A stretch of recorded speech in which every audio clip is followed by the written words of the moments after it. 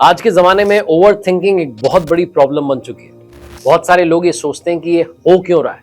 ये एक ऐसा मेंटल पैटर्न है जो धीरे धीरे आपकी लाइफस्टाइल और आपके सोचने के तरीके से डेवलप होता चला जा रहा है। एक बड़ी छोटी सी कहानी सुनाता हूँ, उससे पहले आपका स्वागत करता हूँ मैं आरजे कार्तिक मेरे नए सेगमेंट में, जिसका नाम है 10 मिनट्स टॉक। 10 मिनट में एक टॉपिक को कवर करने की और डिटेल में बताने की कोशिश करेंगे। साबुन बनाने वाली एक कंपनी थी, जिन्होंने साबुन जब वो बनाते थे तो एक जो बॉक्स था उनका वो खाली चला गया कस्टमर तक। उस कस्टमर ने कहा कि मेरे पास में डिब्बा तो आया लेकिन अंदर साबुन नहीं आया।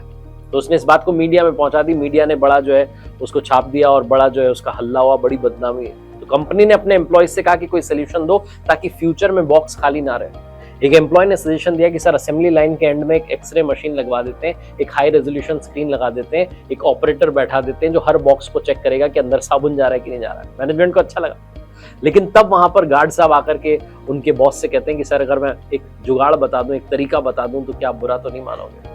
गार्ड साहब ने कहा एक बहुत ही सिंपल सा आइडिया है, और आइडिया ये है कि जो ये असेंबली लाइन का एंड है जहां से साबुन आ रहे हैं, वहां पर एक बड़ा सा इलेक्ट्रिकल फैन लगा देते हैं, बड़ा पंखा लगा देते हैं। जब सोप के बॉक्सेस वहां से निकलेंगे और अगर कोई बॉक्स खाली हुआ तो पंखे की हवा से वो हल्का होने की वजह से दूर उड़ जाएगा, जिसमें साबुन होगा वो आगे चला जाएगा। बॉस पहले तो हंसे, लेकिन फिर सोचने लगे व्हाई नॉट। फैन लगाया गया, प्रॉब्लम सॉल्व हो गई। हर समस्या का समाधान एक्सपेंसिव नहीं होता, कॉम्प्लेक्स नहीं होता, बहुत सिंपल सॉल्यूशंस होते हैं। ग्राउंड लेवल अंडरस्टैंडिंग होती है। विजडम कहीं से भी आ सकती है, बहुत ज्यादा सोचने की जरूरत नहीं है, सही सोचने की जरूरत है। अब बात करते हैं, डिटेल में समझते हैं कि आज के जमाने में लोग ओवर थिंकिंग क्यों कर रहे हैं। पहला रीजन आता है इंफॉर्मेशन ओवरलोडेड, ज्यादा जानकारी है। पहले के जमाने में लोगों के पास में लिमिटेड रिसोर्सेज थे, टीवी, न्यूज़पेपर, रेडियो। आज के टाइम में तो हर समय फोन में, हर समय इंटरनेट पर हजारों ओपिनियंस हैं, हजारों फैक्ट्स हैं, हजारों अपडेट्स हैं। और हम किसी छोटी सी चीज को लेकर इतना सोचने लगते हैं कि उसका डिसीजन लेना मुश्किल हो जाता है। एक शर्ट लेनी हो तो पहले 2-3 ऑप्शंस मिलते थे, आजकल 20 से ज्यादा वेबसाइट्स हैं, 200 से ज्यादा रिव्यूज हैं, और आप सोचते हैं फिर भी कि कहीं कुछ मिस तो नहीं करेंगे। दूसरा रीजन जो ओवर थिंकिंग का है वो है फियर ऑफ जजमेंट, की लोग क्या कहेंगे। सोशल मीडिया ने एक ऐसा वर्ल्ड क्रिएट कर दिया है जहां हर कोई परफेक्ट दिखना चाहता है। हर पोस्ट, हर कमेंट, हर रिप्लाई पर सोचना पड़ता है कि कहीं किसी ने गलत सोच लिया तो क्या होगा। इस डर की वजह से लोग डिसीजन पर ओवर थिंक करते हैं, हर चीज पर डाउट क्रिएट होता है। तीसरा कारण आता है ओवर एक्सपेक्टेशन खुद से। हर कोई चाह रहा है कि वो सक्सेसफुल हो, सबसे अलग हो, सब कुछ बैलेंस करके चलिए, career, relationship, family, friends.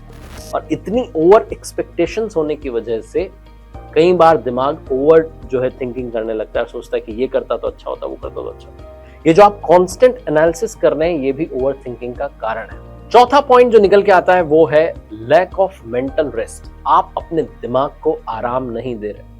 Physical rest तो लोग ले लेते हैं, लेकिन मेंटल रेस्ट नहीं ले पाते हैं। फ्री टाइम मिलता है तो हम मोबाइल निकालते हैं, वेब सीरीज देखना शुरू करते हैं, किसी के साथ चैट करने लगते हैं। दिमाग को रिलैक्स करना, साइलेंस में रहना, माइंडफुलनेस प्रैक्टिस करना, ये सारी चीजें हम इग्नोर कर रहे हैं। और जब दिमाग को आप रेस्ट नहीं देंगे तो बार बार वही सोचेगा जो अनरिजॉल्व रह जाता है।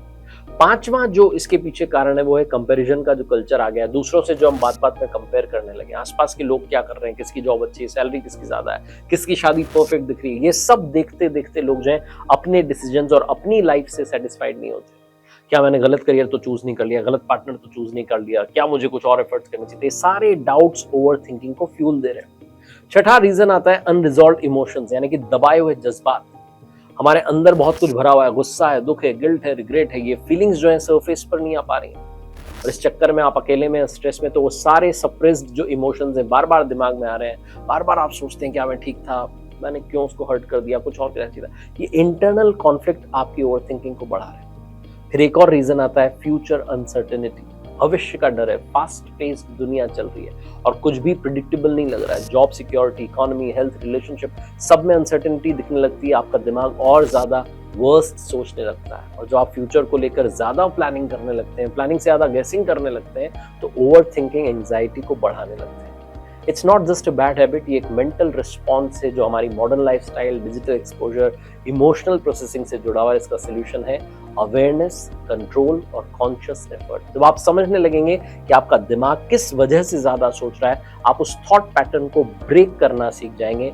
Mindfulness, clear communication, practical thinking, इन सारे जो टूल्स हैं इनकी मदद से आप ओवर थिंकिंग को हैंडल करना सीख जाएंगे। तो आइए बात करते हैं उसी टॉपिक की कि ओवर थिंकिंग को कैसे हैंडल करें, मतलब एक ही बात को बार बार सोचना कैसे बंद करें, एनालाइज करना कैसे बंद करें और फिर उसके पॉसिबल आउटकम्स के बारे में सोच सोच के थक जाना कैसे बंद करें, ये आपको समझना होगा। अगर आप बार बार सोचने की आदत से परेशान चल रहे हैं तो बहुत डिटेल में आपको बताने वाला हूं कि कैसे आप ओवर थिंकिंग से बाहर निकल सकते हैं।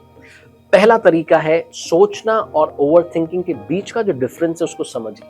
सबसे पहला स्टेप है ये समझिए कि सोचना एक नॉर्मल चीज है, हर किसी को डिसीजंस लेने, लेकिन जब आप एक ही बात को बार बार सोचने लगते हैं, उसके व्हाट इफ इसमें उलझने लगते हैं, हर एंगल से एनालाइज करने लगते हैं, ओवर थिंकिंग बन जाती है। तो क्या करना है, अपने आप से पूछना है क्या मैं इस बात का सोल्यूशन ढूंढ रहा हूं या बस इसमें उलझता चला जा रहा हूं। अगर सोल्यूशन नहीं दिख रहा है तो दिमाग को पॉज जो है वो बटन दबाना है। दूसरा तरीका क्या, अपनी थॉट्स को लिखिए, दिमाग से लेकर पेपर तक लेकर आइए। जब भी दिमाग में 100 थॉट्स आ रहे हैं, फोकस टूट रहा है, लिख लो। थॉट्स को लिखने लगोगे तो दिमाग से उनका प्रेशर कम हो जाएगा, क्लैरिटी मिलेगी और आप देख पाओगे कि कितने थॉट्स जो हैं आपके बेकार थे, रिपीटेटिव थे। एक्शन क्या करना है आपको, एक डायरी आप जो है फोन का नोट सिलेक्शन है उसको यूज करना है। क्या सोच रहे हो, क्या डर लग रहा है, क्या वर्स्ट हो सकता है, क्या बेस्ट हो सकता है, ये सब लिखना है। फिर ऑब्जेक्टिवली देखना है कि कितना लॉजिकल है और कितना फालतू का सोचा है। तीसरा तरीका क्या है, ओवर थिंकिंग के लिए स्पेसिफिक टाइम सेट करो। आप सोच रहे होगे ओवर थिंकिंग के लिए भी फिक्स टाइम सेट करना है, यस, 15 से 20 मिनट निकालो। उस टाइम में सोच लो, जो करना है कर लो, उसके बाद में स्टॉप कर दो। बाकी दिन में अगर वही थॉट्स आ रहे हैं तो फिर बोलो कि बाद में सोचूंगा, 5 बजे का अलार्म लगा रखा है, 5 से 5:20 के बारे में सोचूंगा कि क्या करना है, 5 से 5:20 के बीच में ढूंढ लूंगा कितनी ओवर थिंकिंग कर रहे हैं। दिमाग को डायरेक्ट करो। चौथा तरीका क्या है, माइंडफुलनेस को प्रैक्टिस करना है। ओवर थिंकिंग ज्यादातर या तो पास्ट को लेकर है, काश ऐसा होता, या काश ऐसा हो जाएगा तो क्या होगा, फ्यूचर को लेकर के। माइंडफुलनेस का मतलब है जो अभी घट रहा है उसी क्षण में रहो, प्रेजेंट में आ जाओगे, फुली इंगेज्ड हो जाओगे, दिमाग को ओवरथिंक करने का मौका ही नहीं मिलेगा। डीप ब्रीदिंग करो, 4 सेकंड के लिए इनहेल करो, 4 सेकंड के लिए एक्सहेल करो। बॉडी स्कैन मेडिटेशन शुरू करो। आसपास की चीजें देखो, आवाजें सुनो, चीजों का टेस्ट लो, ये सब करना शुरू करो, प्रेजेंट में आना शुरू करो। पांचवा तरीका है एक्शन लेना शुरू करो। सोचने की जगह कुछ करना शुरू करो। ओवर थिंकिंग आपको पैसिव बना रही है। आप सिर्फ दिमाग में प्लान्स बनाते हैं लेकिन एक्शन नहीं लेते। जब आप कोई छोटी सी भी एक्शन लेना शुरू करें, छोटा सा एक्शन लेंगे, कॉन्फिडेंस बिल्ड करेंगे, ओवर थिंकिंग को रिड्यूस करेंगे। क्या करना है, सोचना नहीं है, लिखना नहीं है, बस करना है। किसी से बात करनी थी, बहुत दिनों सोच रहे हो क्या करें, कर लो बात। आपको अपना सीवी अपडेट करना है, शुरू करो काम। हेल्थ पे काम करना है, वॉक पर चले जाओ। कल से करूंगा, परसों करूंगा, ये सब आपको अटका देगा। छोटा सा एक्शन आपकी ओवर थिंकिंग की चेन को ब्रेक कर सकता है। जो 6th इसमें मैं आपको ओपिनियन बताना चाहता हूं, जो 6th जो तरीका है वो ये है कि अपने आप से पॉजिटिव बातें करना शुरू करो। ओवर थिंकिंग के टाइम हम ज्यादातर नेगेटिव बातें करते हैं, फेल हो जाऊंगा, मुझसे नहीं होगा, सब मुझे जज करने लगेंगे, सब मुझ पर सवाल उठाएंगे। आपका दिमाग एग्जैक्टली वही सोच रहा है जो आप उससे सोचने के लिए कह रहे हो। तो अफर्मेशंस जो है वो रिपीट करनी है। मैं कूल हूँ, मैं काम हूँ, मैं जो कर रहा हूँ बेस्ट कर रहा हूँ, मैं सब कुछ अचीव कर लूंगा, अचीव कर लूंगी, सब कुछ एक टाइम पर सॉल्व हो जाएगा, सब अपने समय पर घट जाएगा। इस तरीके से अपने दिमाग को पॉजिटिव प्रोडक्टिव थॉट्स देना जब शुरू करेंगे, चीजें आसान होंगी। एक और इसमें तरीका है फिजिकल एक्टिविटी में दिमाग को एंगेज करने का। जब आप फिजिकली एक्टिव होंगे, वॉकिंग, रनिंग, डांसिंग, योगा, तो आपका ब्रेन जो है डोपामिन रिलीज करेगा जो आपके ब्रेन को काम करे। रोजाना 20 से 30 मिनट थोड़ा सा फिजिकल एक्टिविटी के लिए टाइम निकालो। मोबाइल घर पे रखो, स्क्रीन टाइम से दूर हो जाओ, वॉक पर चले जाओ, स्किपिंग कर लो, लाउड म्यूजिक में डांस कर लो, बॉडी को काम में लगाओ, ऑटोमेटिकली रिलैक्स्ड फील करो। और प्रोफेशनल हेल्प लेने से हिचकिचाओ मत। अगर आपको लग रहा है कि ओवर थिंकिंग जो है बहुत ज्यादा हो रही है, डेली लाइफ को डिस्टर्ब कर रही है, नींद नहीं आ रही है, एंग्जाइटी अटैक्स हो रहे हैं, तो मैं तो बोलता हूँ बिना देरी के मेंटल हेल्थ प्रोफेशनल से हेल्प ले लीजिए, हिचकिचाइए मत। थेरेपिस्ट जो है आपके थॉट पैटर्न्स को ब्रेक करने में मदद करेंगे। Over thinking is a habit और हर हैबिट को हम बदल सकते हैं। थोड़ा सा समय लगता है, लेकिन जब आप अपने माइंड को डिसिप्लिन करना सीख जाते हैं, क्लैरिटी, कॉन्फिडेंस के साथ आगे बढ़ना सीख जाते हैं, तो चीजें आसान हो जाती हैं। एक कहानी है कि एक राजा ने एक बड़ा सुंदर महल बनाया और ऐलान करवा दिया कि मेरा कोई बेटा नहीं है, कोई उत्तराधिकारी नहीं है, आप में से जो भी आएगा इस महल के दरवाजे को खोल देगा, महल उसका हो जाएगा, राज्य उसका हो जाएगा। उसने दरवाजे पर एक मैथ्स की इक्वेशन लिखवा दी। बड़े बड़े मैथमेटिशियन आए, सॉल्व करने की कोशिश की, बड़ी बड़ी बुक्स लेकर के आए, सॉल्व नहीं हुई। एक दिन क्या हुआ कि एक लड़का आया, वो आखिरी दिन था उस परीक्षा का। राजा ने कहा भैया अब इस दिन भी कोई नहीं आया तो कोई नहीं है मेरे राज्य का उत्तराधिकारी।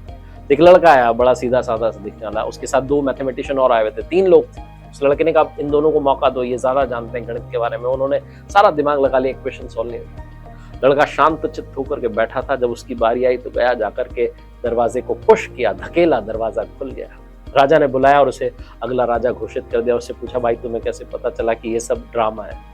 बोले मैं बैठ कर के यही सोच रहा था कि हो सकता है आपने सिर्फ हमारे दिमाग को भ्रमित करने के लिए इक्वेशन लिख दी हो, सच में इक्वेशन जैसी कोई चीज ही ना हो। कई बार समस्याएं होती नहीं है, हम ओवर थिंक करते हैं, ओवर थिंकिंग करते हैं, सब बर्बाद कर लेते हैं और बाद में पता चलता है प्रॉब्लम इतनी बड़ी थी ही नहीं। तो अपने दिमाग को शांत कीजिए, आगे बढ़िए। उम्मीद है 10 मिनट्स टॉक में आपको काफी कुछ जानने को मिला होगा। मेरी वेबसाइट पर कुछ कोर्सेज हैं www.rjkarthik.in, जाएं, चेकआउट करें, आपके काम के हैं। और साथ में मेरी किताब कर दिखाओ कुछ ऐसा को इतना सारा प्यार देने के लिए धन्यवाद, बेस्ट सेलर बनाने के लिए thank you so much. Amazon, Flipkart और आपके पास वाले बुक स्टोर में अवेलेबल है।